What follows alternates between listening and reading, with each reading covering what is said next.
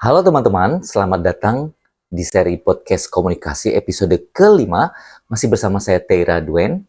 Dan setelah kita membahas persuasi di episode sebelumnya, sekarang kita masuk ke topik yang nggak kalah seru, yaitu komunikasi di berbagai format dan media. Pernah nggak sih kalian tuh bingung ya, mau nyampein ide pakai email, presentasi, atau pakai video? Atau takutnya pesannya itu nggak nyampe karena salah format. Nah, hari ini kita bakal kupas macam-macam cara komunikasi biar pesan kalian itu jelas dan tepat sasaran. Kita mulai. Pertama, kenapa sih kita harus pintar milih format dan media? Karena komunikasi tertulis itu kunci di dunia kerja, entah buat laporan, presentasi, atau kasih kabar ke tim.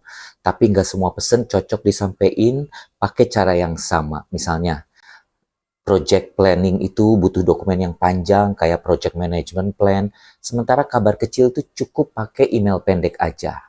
Nah, di Indonesia ini tuh penting banget karena kita suka komunikasi yang nggak cuma jelas, tapi juga enak dibaca. Salah pilih format, orang bisa males baca atau malah bingung. Terus apa aja sih pilihannya? Ada dua kategori besar, ada yang panjang, ada yang pendek.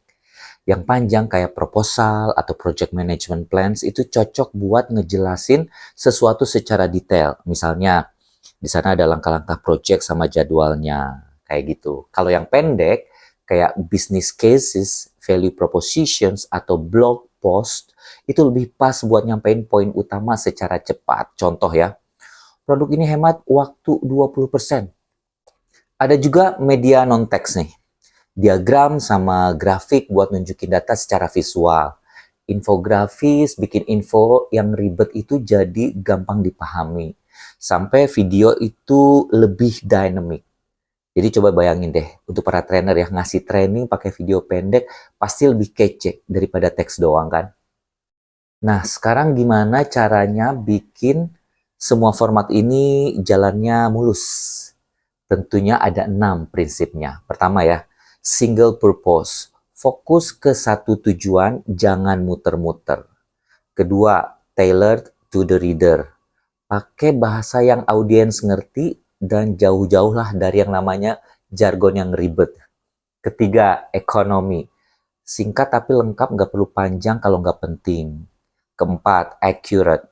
Pastikan data dan faktanya benar, jangan asal. Kelima, organize. Susun rapi biar gampang diikutin. Dan terakhir, yang keenam, visually appealing. Tata letaknya enak dilihat, pakai poin-poin, atau judul biar mata nggak capek. Diana Bucher bilang, cek ulang juga tata bahasa sama ketikannya. Salah dikit, kredibilitas bisa jatuh. Selain format, cara nyampein pesan juga beda tergantung situasinya. Ada tiga tipe komunikasi secara general ya berdasarkan situasinya. Ada yang rutin, ada yang kabar baik, ada juga kabar buruk.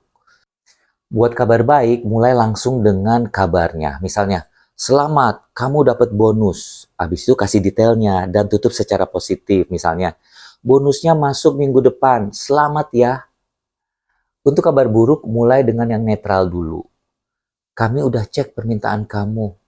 Terus kasih alasannya, sampaikan kabar buruknya itu dengan jelas, kasih alternatif, dan tutup secara sopan. Misalnya, sayangnya stok habis, tapi kami masih diskon kok buat pesanan berikutnya.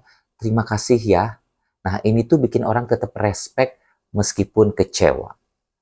Sebelum menutup, ada tips nih buat kalian coba. Pertama ya, tentuin dulu tujuan pesan kamu, mau orang ngapain setelah baca. Kedua, pilih format yang pas, detailnya pakai dokumen, cepetnya pakai email.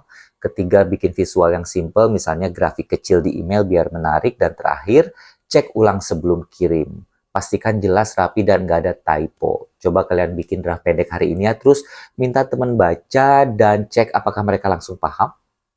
Jadi, berbagai format dan media komunikasi itu soal nyampein pesan dengan cara yang tepat, yaitu jelas, rapi, dan enak dilihat.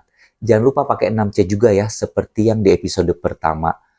Pilih format yang pas dan sesuaikan sama situasi, nanti pesan kalian itu bakal nyampe banget. Itu aja dari saya, Teira Duen, di seri podcast komunikasi episode kelima. kalian suka pakai format apa buat komunikasi? Cerita boleh ya di kolom komentar atau kirim pesan langsung kepada saya. Sampai ketemu di episode berikutnya. Bye-bye.